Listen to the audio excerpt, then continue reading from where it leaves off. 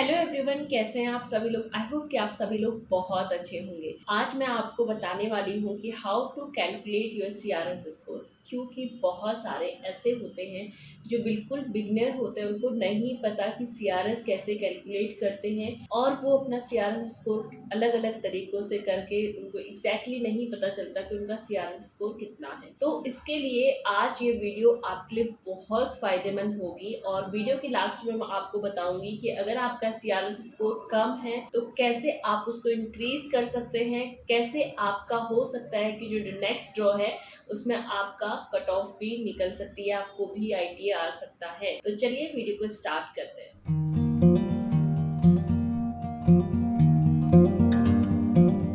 अभी जो सीआरएफ का जो ड्रॉ जा रहे हैं वो 500 प्लस ही जा रहे हैं। बहुत कम टाइम ऐसा है इस साल की जहां पे 500 से कम का जो सीआरएस ड्रॉ है गया है। सीआरएस में मेन 4 फैक्टर होते हैं, इसके अलावा और भी पॉइंट होते हैं। जो मेन होते हैं वो 4 होते हैं। सबसे पहले एज, आपकी जो एज है बहुत मैटर करती है आपके सीआरएस स्कोर का कम होना या ज्यादा। सेकेंड है आपका वर्क एक्सपीरियंस। वर्क एक्सपीरियंस एक ऐसी चीज है, विदाउट वर्क एक्सपीरियंस आप कनाडा एक्सप्रेस पूल पे आप अपनी फाइल नहीं डाल सकते। इनफैक्ट आप किसी भी कनाडा के पीआर प्रोसेस में नहीं डाल सकते।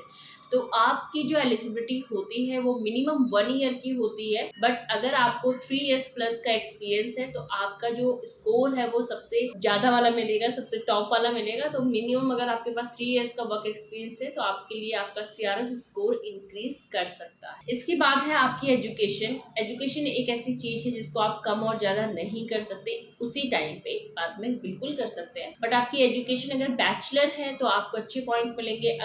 अगर आपका मास्टर्स या पीएचडी होल्डर है आप, तो आपको और भी ज्यादा पॉइंट मिल सकते हैं। इसके बाद फोर्थ जो पॉइंट है हमारा वो है आपकी लैंग्वेज। जो लैंग्वेज के आपको पॉइंट मिलते हैं उसमें आपका फ्रेंच लैंग्वेज भी हो सकता है या फिर आपका इंग्लिश जो आईएलटीएस और सेल्फिक देते हैं ये भी हो सकता है। तो आपकी लैंग्वेज के जो स्कोर है उसके भी डिपेंड करता है कि आपका सीआरएस स्कोर कितना हो। तो चलिए मैं आपको करके दिखाती हूँ अपनी स्क्रीन पे कि कैसे आप सीआरएस स्कोर कैलकुलेट कर सकते हैं रैंडमली एक प्रोफाइल को लेके। तो सबसे पहले हम जाएंगे एक क्रोम या किसी पे भी आप जा सकते हो, वहां पे आपको नॉर्मली डालना है सीआरएस कैलकुलेटर। जैसे ही आप सीआरएस कैलकुलेटर डालेंगे तो उसके बाद वहां पे सबसे जो पहला लिंक ओपन होकर आएगा comprehensive ranking system CRS tool. और सबसे मेन चीज है कि canada.ca का ही पेज होना चाहिए, मीन्स कि वो गवर्नमेंट पेज। तो यहाँ पे उस लिंक पे आप क्लिक करेंगे एंड क्लिक करने के बाद ओपन हो जाएगा आपका पेज। आप अगर पढ़ना चाहो तो उसकी डिटेल पढ़ सकते हो। एंड सबसे पहले वहां पे आप देखेंगे सबसे नीचे what is your marital status. Video को लंबा ना करते हुए सीधे सीधे आपको पॉइंट की बात बता रही हूँ, ठीक है। अगर कोई भी अप्लाई करता है, मैक्सिमम जो लोग होते हैं वो मैरिड होते हैं, तो आप मैरिड अगर करेंगे तो आपके पॉइंट भी ऐड हो सकते हैं। जो आपका स्पाउस है या आप अपने अकॉर्डिंग भी डाल सकते हो कि आप अगर अनमैरिड हो अनमैरिड, डिवोर्सी हो डिवोर्सी, आपके जो मैरिटल स्टेटस है उसके देन उसके करते ही हमारा नेक्स्ट क्वेश्चन ओपन हो जाएगा। इज योर स्पाउस और common law partner a citizen और परमानेंट रेजिडेंस ऑफ कनाडा। तो जो मैक्सिमम लोग होते हैं वो इंडिया से अप्लाई करते हैं और उनके जो स्पाउस होते हैं वो कनाडा में नहीं होते हैं। मैं मैक्सिमम लोगों के अकॉर्डिंग ही आप सीआरएस कर रही हूँ और यहाँ पे आप इसका जो आंसर है आप अपने अकॉर्डिंग कर सकते हैं। तो मैं यहाँ पे नो कर रही हूँ। देन जो इसका नेक्स्ट क्वेश्चन है वो ओपन हो जाएगा। विल योर स्पाउस और common law partner come with you to Canada. Yes, क्योंकि जैसे आप इसको यस करते हो तो आपके जो स्पाउस हैं उनके भी पॉइंट ऐड होते हैं एजुकेशन एंड उनका आइल्स के। Then next how old are you. तो यहाँ पे आपको एज डालनी है, मैं डालती हूँ 30, क्योंकि 30 तक आपको अच्छे पॉइंट मिलते हैं। जैसे आप 30 से ऊपर जाते हैं तो आपके पॉइंट कम होना स्टार्ट हो जाते हैं। फोर्थ क्वेश्चन है what is your level of education. यहाँ पे आपका क्या होना चाहिए, या तो आपके पास कैनेडियन डिग्री और डिप्लोमा सर्टिफिकेट होना चाहिए, या फिर जो आपकी इंडिया में या फिर आउट ऑफ इंडिया में जो भी आपकी एजुकेशन है वो इवैल्यूएट होनी चाहिए। कहाँ से? ईसीए से, education credential assessment. Equivalent means कि जो आपकी एजुकेशन है वो इक्विवेलेंट होनी चाहिए कनाडा के किसी डिग्री और डिप्लोमा से। अगर आपका बैचलर है तो वहाँ के बैचलर से इक्विवेलेंट होनी चाहिए, तो ही आपको पॉइंट मिलेंगे। तो आपको ईसीए करवाना है। तो ईसीए की सबसे जो अच्छी बॉडी है वो है वेस्ट, जो काफी कम टाइम में आपको रिपोर्ट देती है, 34 वर्किंग डेज में ही आपको रिपोर्ट दे देती है। तो इसमें आपको डालना है कि आपका फॉर एग्जांपल अगर आपके पास मास्टर्स है तो आप मास्टर डाल सकते हो, बैचलर है बैचलर, अगर आपके पास पीएचडी है तो भी आप पीएचडी भी डाल सकते हो। मैंने यहाँ पे मास्टर डाली है। मैं ये सब कुछ आपको इसलिए बता रही हूँ साथ के साथ, ताकि आपको पता चले कि अगर आपकी ये क्वालिफिकेशन है और ये आपका प्रोफाइल है तो आपको कितने पॉइंट मिलेंगे। जैसे आप पहला क्वेश्चन फिल करते हैं ना, तो उसके बाद नेक्स्ट क्वेश्चन आपका ऑटोमेटिकली आ जाता है पहले क्वेश्चन के बेस पे। देन इसके बाद जो फोर्थ क्वेश्चन का बी है, have you on A Canadian degree diploma certificate, क्या कभी भी कनाडा जाके वहां की एजुकेशन ली है आपने। तो मैक्सिमम जो क्लाइंट होते हैं उनके पास नहीं होती है। और अगर आपको और डिटेल में जानना है तो आप इसको पूरा पढ़ सकते हो, बट मैं यहाँ पे नो। इसके बाद फिफ्थ क्वेश्चन ओपन होता है official language. Canada official language कौन कौन सी है, फ्रेंच एंड इंग्लिश। आपको फ्रेंच का या किसी भी इंग्लिश का एग्जाम देना होगा, दोनों में से आपको एक देना है जो कि मैंडेटरी है। तो हम इसमें लिखते हैं कि आपका जो वो है वो आपने एग्जाम दिया है एंड जो रिजल्ट है वो मोर देन 2 ईयर्स से ज्यादा नहीं है। क्योंकि क्या हो रहा है, अगर आपका आयल्स का जो रिजल्ट है वो 2 साल से पुराना होता है तो आपको दोबारा ही देना पड़ेगा आपका IELTS. Which language test did you take for your first official language. कौन सा, CELPIP for English, IELTS for English, TEF और TCF फॉर फ्रेंच। तो मैक्सिमम क्लाइंट आयल्स लैंग्वेज देते हैं क्योंकि वो इंडिया से होते हैं, उनको फ्रेंच तो नहीं आती है, बट इंग्लिश का ही एग्जाम देते हैं। तो यहाँ पे हम आप स्कोर डालेंगे। स्कोर डालने के बाद यहाँ पे सबसे पहले हम डालेंगे विच लैंग्वेज टेस्ट। स्पीकिंग में हम डालेंगे मिनिमम 7 बैंड, लिसनिंग में 8, रीडिंग में 7।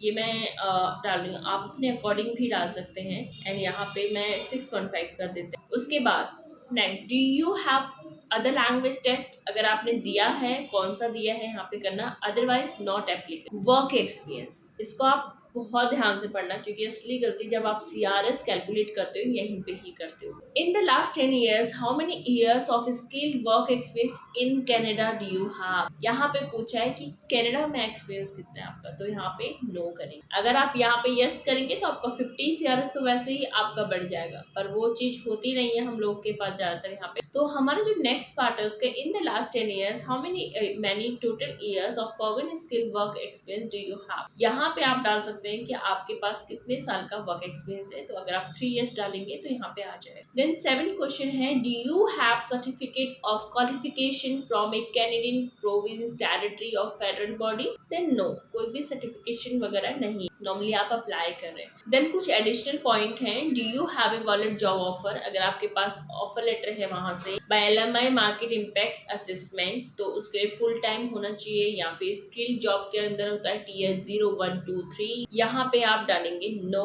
Then do you have a nominee certificate from the province. Nominee certificate इसलिए होता है क्योंकि जब आपका ITA आ जाता है आप दोबारा से अपना CRS कैलकुलेट करते हैं, तो नॉमिनी में आप डालेंगे। अभी जो स्टार्ट बिगनर होते हैं उनके पास नहीं होता तो आप नो डालेंगे। देन यहाँ पे डू यू और your spouse common law partner if they will come with you Canada have at least one brother or sister living in Canada who is citizen or permanent residents of Canada।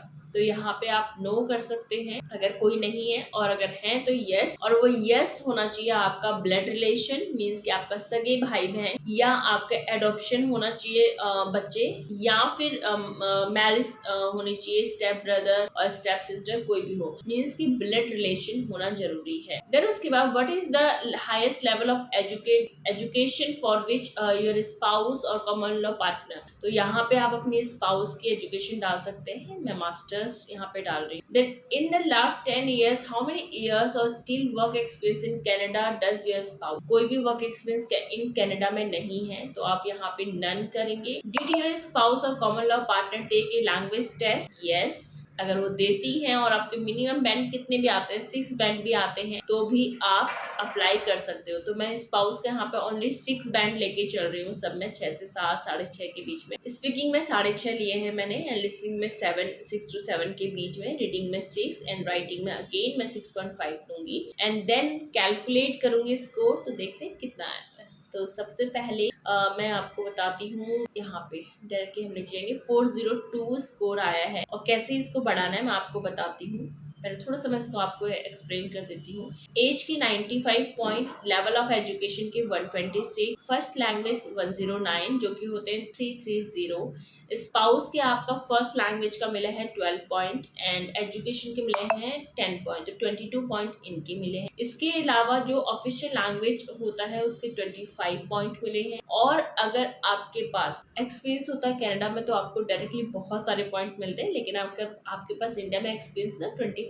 Point इसके मिले हैं। इसके अलावा 402 total आपका score होता है, और इस स्कोर के साथ आपको ITA आ सकता है। डिपेंड करता है कि आपका जो प्रोफाइल है कनाडा में इन डिमांड है या नहीं है। अब यहाँ पे बात करते हैं इस CRS स्कोर को कैसे इंक्रीज कर सकते हैं। सबसे पहले आपके स्पाउस के अगर और अच्छा स्कोर आता है IELTS में, तो ये स्कोर भी बढ़ जाता है, अराउंड 4 to 5 नंबर तो इसके बढ़ेंगे ही बढ़ेंगे। एंड उसके बाद अगर आप भी IELTS में अच्छा स्कोर लेकर आते हैं तो भी इसके पॉइंट बढ़ते हैं, तो ये अराउंड 430 के अराउंड हो सकता है। और अगर आपका जो प्रोफाइल है कनाडा पे, अगर वो वहां पे इन डिमांड है, तो आपको इतने स्कोर में आराम से आपको वहां से ITA आ सकता है। तो आपको देखना है कि आपकी प्रोफाइल इन डिमांड में है या नहीं है, किस प्रोविंस में है, किस प्रोग्राम के अंडर में है, ये चीज आपको अप्लाई करने से पहले देखनी है, ताकि आपको जल्दी से ITA मिल जाए। और हर बार NOC, एक प्रोफाइल की 3 से 4 NOC होते हैं, तो आपको चेक करना है कि लास्ट जो ड्रॉ निकले थे आपकी प्रोफाइल के अकॉर्डिंग वो किस NOC में निकले थे, तो आपको वही NOC चूज करनी है जो आपकी प्रोफाइल से ज्यादा मैच करती हो। तो इस तरीके से आप अपना CRS स्कोर इंक्रीज कर सकते हो। यहाँ पे